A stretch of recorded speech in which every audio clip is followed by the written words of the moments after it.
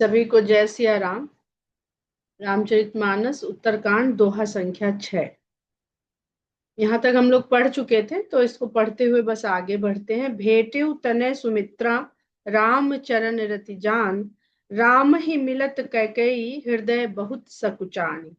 लक्ष्मण सब मातन मिली हर से आशीष पाई, कैकेयी कह पुनि पुनि मिले मन कर क्षोभ न जाई। सासुन सबनि मिली बैदेही चरणन लागी हरसु अति तेही, देहि असीस बूझ कुशलाता होई अचल तुम्हार अहिवाता। सब रघुपति मुख कमल बिलो कहीं, सब रघुपति मुख कमल बिलो कहीं, मंगल जानी नयन जल रो कहीं। कनक थार आरती उतारही बार बार प्रभु गात निहारही। जब हम लोग आरती करते हैं तो जो उसमें दीपक जल रहा होता है, तो जब आरती की थाली को घुमाया जाता है तो भगवान का जो विग्रह होता है उसके सारे अंग प्रत्यंग हमें उस दीपक के प्रकाश में दिखाई देते हैं। और अगर हम अपने मंदिरों का जो प्राचीन स्वरूप रहता है उसमें गर्भगृह में बहुत भीतर भगवान की मूर्ति होती है। वो भी क्यों बनता है, उसका भी आध्यात्मिक बहुत बड़ा कारण है कि गर्भगृह क्या है और इतना भीतर क्यों होता है। उसको अगर आप देखेंगे तो मनुष्य का जो शरीर है और उस शरीर के भीतर हृदय और फिर मन, वो ऐसा उसका आर्किटेक्चर होता है। उसका पूरा एक विधान है और उस विधान को लिखा गया है, बताया गया है कि किस विधान के कारण मंदिर की इस प्रकार की संरचना करी जाती है। तो वहां पर जब आरती का दीपक, ये वही दीपक है जिसकी बार बार गोस्वामी जी बात करते हैं कि अगर ये भक्ति रूपी दीपक जल गया या मणि प्रज्वलित हो गई तब भगवान का दर्शन होता है। अगर वहां पर दीपक ना हो तो मूर्ति तो तब भी है ना, वहां पर विग्रह तो तब भी है, पर वो किसी को नहीं दिखेगा। पास वाले को तो शायद दिख जाएगा, जो दूर खड़े हैं दर्शन कर रहे हैं उनको नहीं दिखेगा। तो हर मूर्ति पूजा को आप यही समझिए कि ये मन मंदिर कहते हैं। और मूर्ति पूजा का बहुत सारे लोग विरोध करते हैं, पर मूर्ति पूजा को अगर समझा जाए तो अगर इसे प्रारंभिक आराधना का माध्यम माना जाता है, प्रारंभिक आराधना का माध्यम है, तो प्रारंभिक माध्यम होते हुए के साथ भी यह चरमोत्कर्ष माध्यम भी यही है। क्योंकि जब हम आराधना आरंभ करते हैं मूर्ति के द्वारा, अगर किसी ने हर हर महादेव जो आता था उसमें देखा हो तो उसमें नंदी जी का और शिवलिंग का एक बहुत सुंदर प्रसंग था। हम पूरी तरह से बता नहीं पाएंगे, पर उस समय जो उसमें स्क्रिप्ट के अनुसार बोला गया था वो बहुत सुंदर भाव था, इसी को बताने के लिए कि पहले जब हम मूर्ति की आराधना करते हैं, किसी भी विग्रह की आराधना करते हैं, तो हम ये मानते हैं कि जो हमारे हृदय में ईश्वर स्थित है, विराजमान है, हम उसको इस मूर्ति में स्थापित करते हैं और यहाँ सामने देखकर उसकी आराधना करते हैं। या हम नहीं समझ पाते हैं तो अपने मन को, विचारों को वहां पर एकत्र करने के लिए विग्रह के सामने आराधना करते हैं।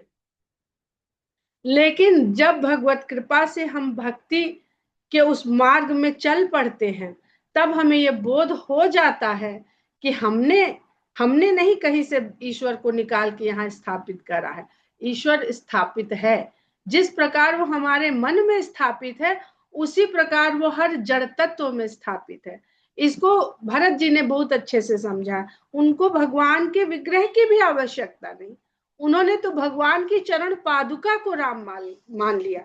तो ये भक्ति की ऐसी अवस्था है जिसमें मनुष्य भक्ति और ज्ञान दोनों का इतना सुंदर सम्मिश्रण होता है कि वह हर वस्तु में अब उसे बोध हो गया। यानी जो पत्थर है वो मनुष्य के जो चैतन्य और परमात्मा के बीच में जो जड़ता है वही पत्थर है। पत्थर जड़ है ना, परंतु जब ये बुद्धि को, मन को, भाव को ये बोध हो जाए कि ये जो बीच में जड़ता है, पत्थर है, इसमें भी ईश्वर है, तो वो जड़ता अपने जड़त्व स्वरूप को त्याग देती है और हमारे लिए ईश्वर तुल्य हो जाती है। ईश्वर तुल्य नहीं, ईश्वर हो जाती है। तो ये जो यहाँ पर माताएं आरती कर रही हैं उसमें देखिए कितना सुंदर गोस्वामी जी लिखते हैं कि कनक थार आरती उतारही, बार बार प्रभु गात निहारही। बार बार भगवान के शरीर को निहारती हैं, जिधर जिधर वो आरती जाती है वहां वहां का भगवान का जो तन है वो और प्रकाश में और स्पष्ट दिखाई देता है। और इसका जब आप अपने विचार भूमि पर इसको, बुद्धि की भूमि पर इसको रचते हैं, तो आपको वही आनंद मिलेगा जो आगे गोस्वामी जी लिखते हैं कि नाना भांति निछावर करही, परमानंद हरस उर भरही। अनेक प्रकार से उन्हें छावर करती हैं और परम आनंद वाले हर्ष की अनुभूति अपने हृदय में करती हैं। तो भगवान को सच्चिदानंद कहा जाता है, भगवान आनंद का घनीभूत रूप ही है। साकार होने, साकार हमको नहीं दिखता है, पर जो उसका घनीभूत रूप है वो आनंद है। कोई भी चीज जब वो निराकार से साकार की ओर बढ़ती तो पहले कुछ उसमें गुण आता है, तो वो गुण क्या है? वो आनंद है, वो गुण आनंद है। जब वो आनंद को धारण कर लेती है तब वो फिर साकार होकर के हमारे सामने किसी भी रूप में, जिस रूप में हम चाहें, जाकी रही भावना जैसी, प्रभु मूरत देखी तिन तैसी। तो ये बहुत सुंदर भाव है यहाँ पर कि अगर आपको कुछ भी ऐसा करते हैं, कार्य करते हैं, अपना पैशन जिसमें है वो करते हैं, या पूजा करते हैं, आराधना करते हैं, मंत्र जपते हैं, भजन गाते हैं, आरती करते हैं, और आपको परमानंद अपने हृदय में अनुभव होता है उस क्षण, जिस क्षण, तो आप उस समय अपने ईश्वर के साथ जुड़ जाते हैं, जुड़ चुके हैं। ये विश्वास आपको अपना, आपका हृदय बताएगा। कौशल्या पुनि पुनि रघुवीर ही, चितवही कृपा सिंधु रन धीरही। कौशल्या बार बार रघुवीर को देखती हैं और कृपा सिंधु रन धीरही। कौशल्या माता के ने अपने बालक को कभी रघुवीरता के स्वरूप को नहीं देखा और उनके रणधीर स्वरूप को नहीं देखा। वो या तो उनको पुत्र जानती हैं या वो सदा जानती हैं कि ये परम पिता परमेश्वर है, परमात्मा है। उन्होंने यही वरदान मांगा था। तो अब जब यहाँ पर वो देख रही हैं और उनके मानस पटल पर ये सब चल रहा है, सुना है कि लंका में इस तरह से विजय पाई है, तो चितवत कृपा सिंधु रणधीर, कृपा के सागर जो भगवान राम है, जो उनके पुत्र हैं, वो रघुवीर हैं, रणधीर हैं, वो वीर भी हैं और धीरवान भी हैं। हृदय विचारत बारहि बारा, कवन भांति लंकापति मारा। और उनके कोमल तन को देखते हुए बार बार विचार कर रही हैं कि किस प्रकार इस कोमल अंगों वाले मेरे पुत्र ने लंकापति को कैसे मारा। क्योंकि अगर हम और अन्य कथाओं पे जाएं तो कौशल्या का अपहरण कर लिया था रावण ने और समुद्र में फेंक दिया था कि ना इनका विवाह होगा दशरथ से और ना इनकी संतान होगी और ना मेरा वध होगा। तो ये एक अलग कथा है, एक दो बार हमने सुनाई भी है, पूरे विस्तार से अब हमें नहीं याद रहती है, पर ये कथा है कि उसको ये पता हो गया था अपने ज्योतिषी के द्वारा कि दशरथ और कौशल्या का जो पुत्र होगा वो उनका वध करेगा। और उनके दशरथ के पूर्वज ने श्राप भी दिया था कि मेरा ही वंशज तुम्हारा वध करेगा, तुम्हारे अहंकार को तोड़ेगा। तो ये सब कथा और भी कथाएं हैं। अति सुकुमार जुगल मेरे बारे, निश्चर सुभट महाबल भारे। ये जो मेरे इतने कोमल सुकुमार पुत्र हैं, जो जोड़ी जुगल जो है, दो जने हैं राम और लक्ष्मण, और निशाचरों को तो जानती हैं कि महाबली हैं, महायोद्धा हैं और बड़े भारी भरकम हैं, बड़े भयानक हैं, बड़े शरीर वाले हैं। और राम का शरीर देखिए, तो जब भी आप देखते हैं तो रावण जिसे चुनते हैं नाटक में, रामलीला में, फिल्मों में, वो भीम का शरीर होता है उसका, और राम चुने जाते हैं सुकोमल, मृदुलता जिनके शरीर में हो। तो यही सोचती है, बारे बारे यानी बाली उम्र वाले,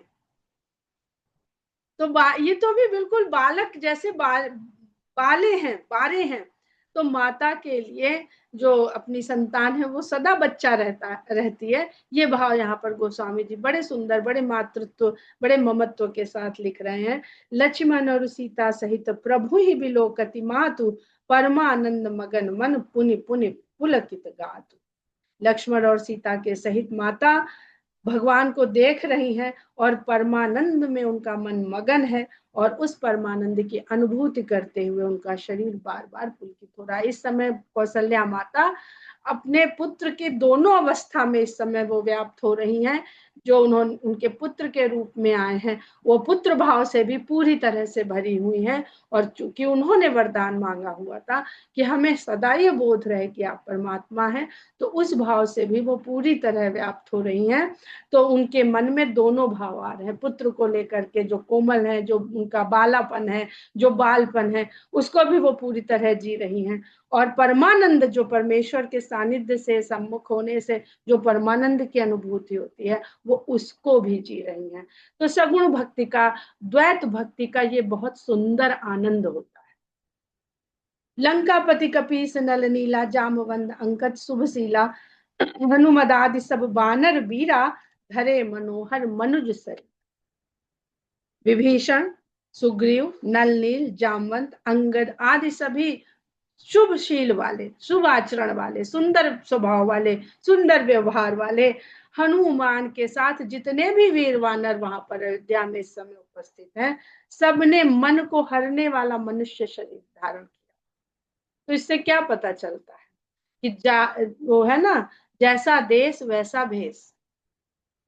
जब जहां जाइए तो वहां के अनुसार अपने आप को तैयार करके जाइए।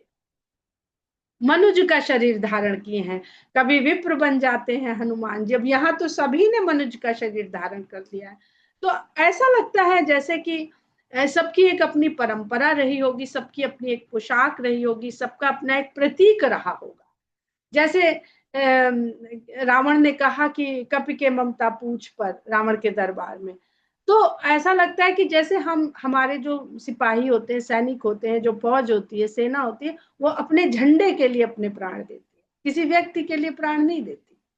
खिलाड़ी होता है वो अपने झंडे के लिए लड़ता है कि वो जीतेगा, तो खिलाड़ी का नाम थोड़ी सबसे ऊपर किया जाता है।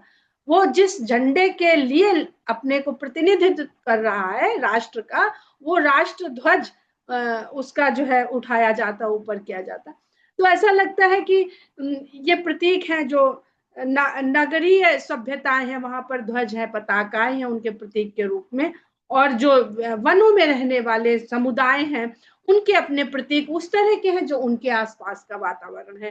तो वो ऐसी वेशभूषा बना बना के अलग अलग समुदाय के लोग रहते रहे होंगे। कोई वानर की तरह अपना वेशभूषा बनाता था ताकि वो पता चले कि ये किस समुदाय के लोग हैं। तो उसमें अपनी सजावट या पोशाक, वर्दी जो भी, तो वो पूछ लगाते थे। तो पूछ अगर उनकी है तो इसका मतलब वही उनकी शान है, वही उनकी आन बान है। जैसे हम झंडा नहीं गिरने देते हैं, वैसे वो ये मेरा अपना एक सोच है, विचार है, क्योंकि गोस्वामी जी बिल्कुल साफ साफ लिख रहे हैं, धरे मनोहर मनुज शरीरा। तो दिखने में वो मनुष्य जैसे ही हैं, और बहुत सारे विद्वानों ने ये कहा है कि वो वानर हैं। वानर का अर्थ वन में रहने वाले नर है, वानर का अर्थ बंदर नहीं है। वो वेशभूषा वैसी बना के रखते हैं। जब आप वाइल्ड लाइफ सेंचुरी घूमने जाते हैं तो आपको एक ताकीद करी जाती है कि चमकीले कपड़े ना पहने, आप ऐसे रंगों के कपड़े पहने जो वन के साथ मर्ज हो जाए। भूरे पहने, गहरे हरे पहने, लाल पीले चटकीले फिरोजी ये न पहने। उनसे वहां पे रहने वाले पशुओं को डिस्टर्ब हो सकते हैं, वो भड़क सकते हैं। तो ये एक आप देखें तो बहुत सारी बातें इसमें समझ में आती हैं। तो ऐसा लगता है कि अब अयोध्या आए हैं तो वो अपने वानर रूप का जो वेशभूषा बनाते हैं उसमें नहीं आए हैं, वो मनुष्य की तरह अपने आप को तैयार करके आए हैं। तो इसमें रूप रंग भी हो सकता है, पहनावा भी हो सकता है, और आचरण की भी बात हो सकती है। अब ये तो गोस्वामी जी जाने कि उन्होंने यहाँ पर क्या लिखा। हम लोग जो हमें समझ में आ रहा है हम उसको समझने का प्रयास कर रहे हैं या उसको कह रहे हैं। भरत स्नेहशील व्रत नेमा सादर सब बर नहीं अति प्रेमा।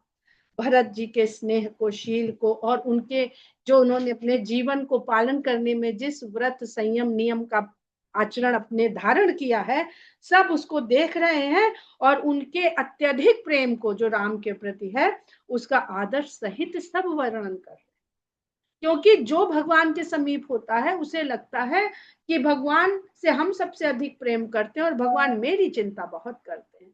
लेकिन जब भरत जी को देख रहे हैं, वो सारे भक्त रूप में हैं सब लोग, तो वो देख रहे हैं और अब भरत जी के प्रेम को, भरत जी की भक्ति को, भरत जी की भावनाओं को वो सबसे ऊपर पा रहे हैं। देखी नगर बासिन कह रीति, सकल सराहा ही प्रभु पत प्रीति। और न केवल भरत जी, नगर वासियों ने जो राम के प्रेम के लिए जो अपना आचरण व्यवहार निर्वहन इतने साल किया, उसकी भी सराहना सब वानर, ये जिनके नाम लिए गोस्वामी जी ने, ये सब लोग भगवान के प्रति, भगवान के चरणों के प्रति उनका जो प्रेम है उसकी भी सराहना वे लोग कर रहे हैं। पुनि रघुपति सब सखा बुलाए, मुनि पद लागहु सकल सिखाए। तो अब ऐसा लगता है कि सबका आचार व्यवहार अलग अलग तरह का है। हम अपने देश में नमस्ते करते हैं, प्रणाम करते हैं, दूसरे देश में जाते हैं वो किसी और तरह से अभिवादन करते हैं। हर देश का अपना अलग अलग अभिवादन करने का तरीका है। तो राम फिर अपने इन दो मित्रों को, सखाओं को बुलाते हैं और मुनि पद लागहु सकल सिखाए, सबको सिखाते हैं कि मुनि की चरण वंदना करिए, उनके पैर छूइए। गुरु वशिष्ठ कुल पूज्य हमारे, इनकी कृपा दनुजरन मारे। ये हमारे कुल के पूज्य गुरु वशिष्ठ हैं और इन्हीं की कृपा से हमने राक्षसों को रण में मारा है। आगे और सुंदर बात रामचंद्र जी कहते हैं, ए सब सखा सुनो मुनि मेरे। अब यहाँ पर देखिए, आप दो लोगों का परिचय करा रहे हैं, तो परिचय का क्या प्रोटोकॉल होता है? छोटे का परिचय बड़े को दिया जाता है। ये शिष्टाचार में सब सिखाया जाता है और ये हमारे मानस में पहले से मौजूद है। आज एटिकेट और इसकी जो क्लासेस होती हैं या जो मैनेजमेंट के क्लासेस होती हैं उसमें सिखाया जाता है कि परिचय देने का शिष्टाचार क्या होता है। आप रामायण पढ़िए, मानस पढ़िए, आपको सारा शिष्टाचार इसमें सीखने को मिल जाएगा। ए सब सखा सुनो मुनि मेरे। फिर वशिष्ठ जी को इनका परिचय देते हैं और कहते हैं कि हे मुनि, ये सब मेरे सखा हैं, मित्र हैं। सखा और मित्र में थोड़ा फर्क होता है, भाव का और घनिष्ठता का थोड़ा फर्क होता है। भय समर सागर कह बेरे, युद्ध रूपी सागर में ये सब मेरे लिए बेड़े के समान। जिसके लिए हम लोग गाते हैं तेरा राम जी करेंगे बेड़ा पार, वहां पर भगवान राम इन लोगों को अपना बेड़ा बता रहे हैं। तो भक्त और भगवान का संबंध देखिए कितना सुंदर है। और सबसे सुंदर बात है कि यहाँ पर राम अपने को कहीं बता ही नहीं रहे, ना तो ये कह रहे हैं कि हमने समर जीता, हमने ये मारा। ध्यान से सुनिए, गुरु वशिष्ठ कुल पूज्य हमारे, इनकी कृपा दनुज रण मारे। इनकी कृपा से दानव रण में मारे गए। और ए सब सखा सुनो मुनि मेरे, सखा तो मेरे हैं, भय समर सागर कह बेरे। ये युद्ध में युद्ध रूपी समुद्र में ये सब बेड़े के समान, पार लगाने वाले ये हुए। तो भगवान की, गुरु की कृपा और अपने सखा लोगों का योगदान राम केवल ये बता रहे हैं। मम हित लागी जन्म इन हारे, भरतों ते मोहि अधिक प्यारे। मेरे हित के लिए इन्होंने जन्म तक हार दिया, प्राणों तक की परवाह नहीं करी, ये मुझे भरत से भी अधिक प्यारे हैं। अब देखिए यहाँ पर भगवान राम का जो एक व्यवहार है बातचीत का, कि भगवान राम के भाइयों में केवल लक्ष्मण जी साथ हैं, भरत शत्रुघ्न तो अयोध्या में है। जब रामचंद्र जी को युद्ध करना पड़ा तो उन्होंने ऐसे लोगों की सेना बनाई जो रिश्ते में उनके कोई नहीं थे, पारिवारिक रिश्ते में या रक्त संबंध में उनके कोई नहीं थे। उन लोगों ने अपनी जान लड़ा दी रामचंद्र जी के साथ युद्ध करने में। और जब यहाँ आए तो उन्होंने देखा, अरे ये लोग तो इतना चाहते हैं राम को। तो मन में एक भाव आता है, ये मनोविज्ञान है मनुष्य का, कि हमने तो इतना कुछ किया लेकिन सगे तो यही हैं। कहते हैं ना हम लोग ऐसे, सगे तो यही हैं भाई, सगा सगा ही होता है। तो ये भाव में कहीं वो भर ना जाए तो तुरंत कह देते हैं। वहां वो कह रहे हैं भरत सनेशील व्रत नेमा, सादर सब पर नहीं अति प्रेमा। भगवान कहते हैं भरत होते मोहि अधिक प्यारे। ये सब मुझे भरत से भी अत्यधिक प्रिय हैं। तो तुरंत मनुष्य का मनोविज्ञान बदल जाएगा कि अरे हमको तो, हम लोग तो भरत को ही समझ रहे थे कि भरत सबसे अधिक चाहते हैं राम को, तो राम भी उन्हीं को सबसे अधिक चाहते होंगे, पर हम तो भरत से भी अधिक इनके प्रिय हैं। सुनी प्रभु बचन मगन सब भय। भगवान की ये बात सुनते ही सब मग्न। निमिष निमिष उपजत सुख नए। और जो थोड़ा बहुत, क्या कहते हैं इसको, मनोविज्ञान में शब्द है ना, थोड़ा उनके अंदर क्षोभ आ जाएगा। भाई हम लोग के अंदर बड़ी जल्दी आता है, काम हमने सब किया, लेकिन जब गले लगाना था, जब मंच पे बुलाना था, तो भरत जी को बुला लिया, हम लोग को तो भीड़ की तरह खड़ा कर दिया पीछे। तो वो सब मगन हो गए और उनके हृदय में नए नए सुख, पल हर पल नया सुख उपजने लगा। कौशल्या के चरणनि पुनिति नायो माथ। आशीष दीने हरसि तुम प्रिय मम जिमि रघुनाथ।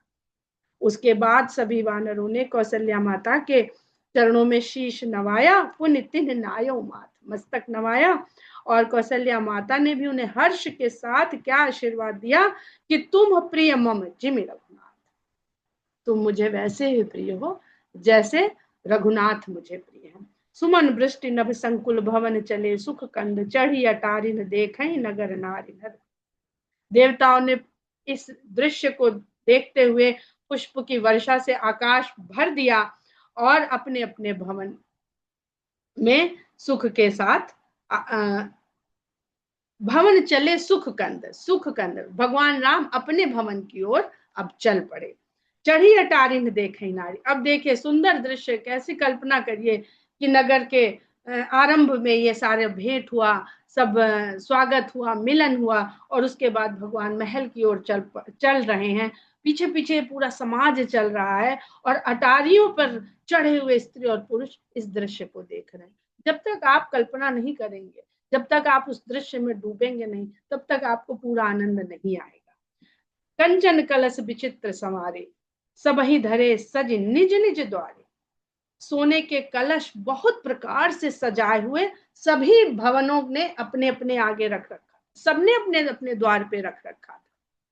बंधनवार पताका केतु सबनी बनाए मंगल हेतु। बंधनवार ध्वज और पताकाएं, झंडे और झंडिया, झंडे भी लगे हैं तो झंडे बड़े बड़े लगे हुए हैं, और पूरे नगर को झंडियों से सजाना तो सब समझते हैं। सजावट कितनी जल्दी क्या सजावट कर दी होगी, बस तैयार बैठे थे, सब समय तो हो रहा था ना। हम लोग उस समय तो तैयारी नहीं करते ना, जिस दिन मुहूर्त निकला हो तैयारी तो शुरू हो जाती। 6 महीने पहले मुहूर्त पता है तो 6 महीने पहले से तैयारी शुरू हो जाती है। और यहाँ तो 14 वर्ष पहले से मुहूर्त पता था कि भगवान किस मुहूर्त में यहाँ पर आ जाना चाहिए उन्हें, तो सब तैयारी उनकी थी। वो प्रतीक्षा थोड़ी थी कि हनुमान जी आएंगे फिर बताएंगे, फिर बंधनवार बनाएंगे, फिर झंडियां बनाएंगे, फिर झंडे बनाएंगे, फिर कलश सजाएंगे। तो बंधनवार पताका केतु सबनि बनाए मंगल हेतु। बीथी सकल सुगंध सिंचाई, गजमनि रच बहु चौक बुराई। मार्गों को गलियों को सुगंधित जल से सिंचवाया गया था, और हर जगह गजमनी से गज मुक्ता से चौक बनाई गई थी। आजकल हम लोग किससे बनाते हैं, या तो आटे से बनाते हैं या चावल के पाउडर से बनाते हैं, और छोड़ दीजिए तो अब बाजार में सिंथेटिक पाउडर भी आ रहा है, उससे बनाते हैं, चौक पूरते हैं। लेकिन उस समय देखिए तो गज मुक्ताओं से चौक बनाई जा रही। नाना भांति सुमंगल साजे, हरसि नगर निशान बहु बाजे। नाना प्रकार के मंगल सज्जा करने वाली सामग्रियों से नगर को सजाया गया है, और हर्ष के कारण पूरे नगर में जगह जगह नगाड़े और अनेक प्रकार के बाजे बज रहे हैं। जहां तह नारी निछावर करही, देही असीस हरस उर भरही। जहां कहाँ भी स्त्रियां हैं, वो भगवान जहां जहां से गुजर रहे हैं वहां से न्यौछावर कर रही हैं और आशीर्वाद देती हैं और हर्ष से भर जाती हैं। कंचन थार आरती नाना, क्योंकि अयोध्या में भगवान राम पुत्र की ही तरह पूजे जाते हैं।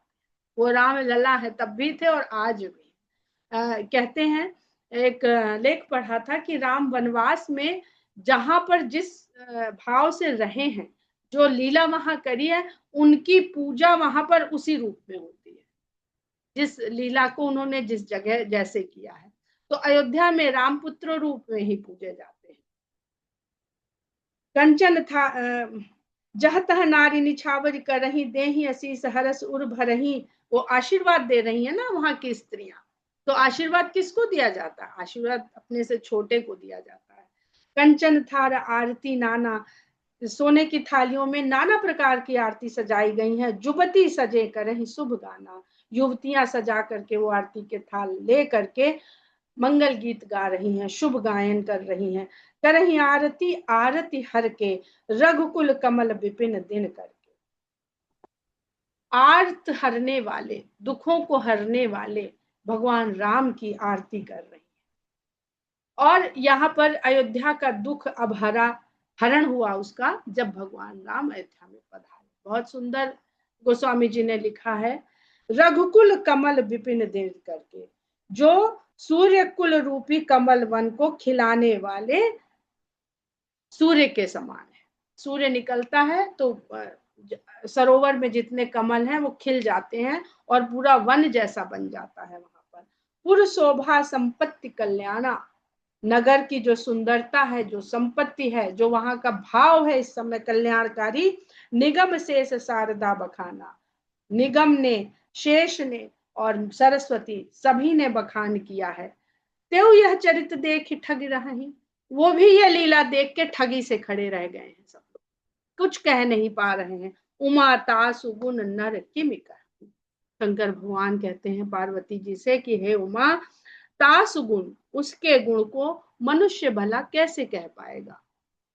नारी कुमुदनी अवध सर रघुपति बिरह दिनेश, अस्त भय विगसत भई निरखि राम राकेश। ये इतना सुंदर गोस्वामी जी ने लिखा है कि एक तरफ तो लिख रहे हैं कि रघुकुल कमल विपिन दिन करके, और एक तरफ लिख रहे हैं कि नार कुमुदनी अवध सर रघुपति बिरह दिनेश। तो भगवान के आगमन से, अगर भगवान सूर्य की भांति हैं तो कमल खिलेंगे, कुमुदनियां मुरझा जाएंगी। और अगर भगवान राकेश हैं, चंद्रमा के समान आ रहे हैं, तो कुमुदनियां खिलेंगी, कमल सूर्यास्त होते ही मुरझा जाएंगे। तो भगवान सबको आनंद दे रहे हैं। नारी कुमुदिनी अवधसर, अयोध्या सरोवर है, तालाब है, और वहां अयोध्या की जो स्त्रियां हैं वो कुमुदिनी के भांति हैं।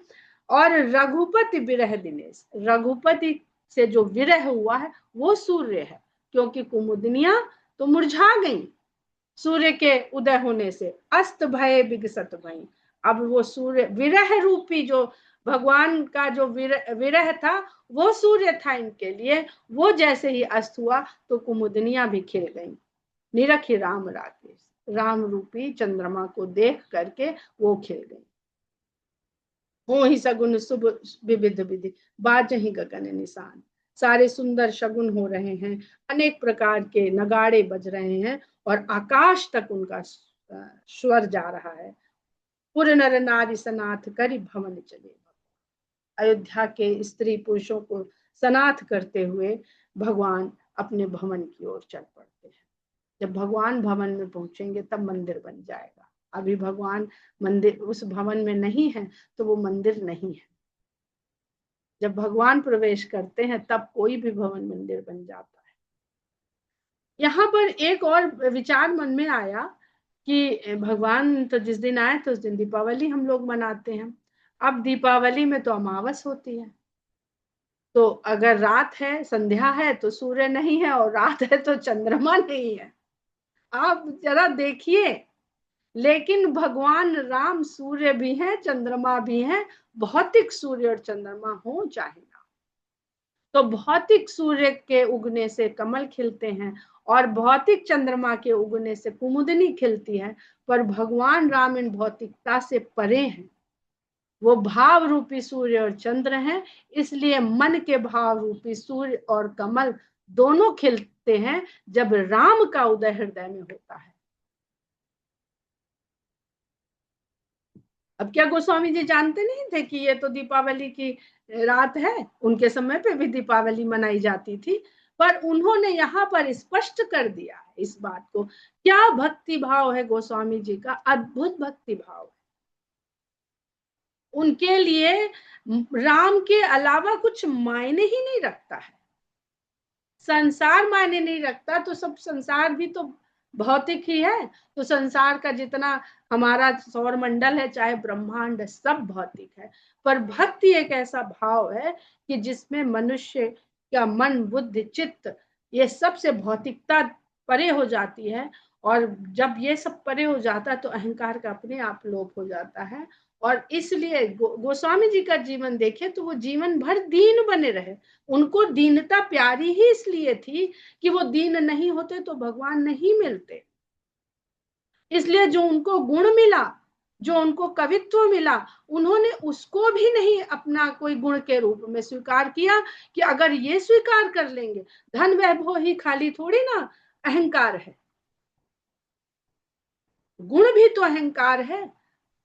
वो कहते ना कि मनुष्य होना भाग्य की बात है, पर कवि होना सौभाग्य की बात है। उन्होंने कभी भी नहीं माना अपने आप को कि कहीं ये मेरे शीश पर चढ़ना जाए और मेरा दीनता का भाव न चला जाए, मैं दीन नहीं रह जाऊंगा तो दीनानाथ दीन बंधु कैसे मुझे मिलेंगे, वो अपना मुझे कैसे मानेंगे। तो बहुत आवश्यक है कि जिस चीज का आपके पास अहंकार है उसको त्याग, उससे अपने आप को मुक्त कर लीजिए। हो ही सगुन शुभ विविध विधि बाजे ही गगन निशान, पुर नर नार सनाथ करि भवन चले भगवान। हम लोग यहीं पर विराम लेते हैं, समय भी हो गया है। कल इसके आगे हम लोग पढ़ेंगे। जय सिया राम। जय सिया राम। सब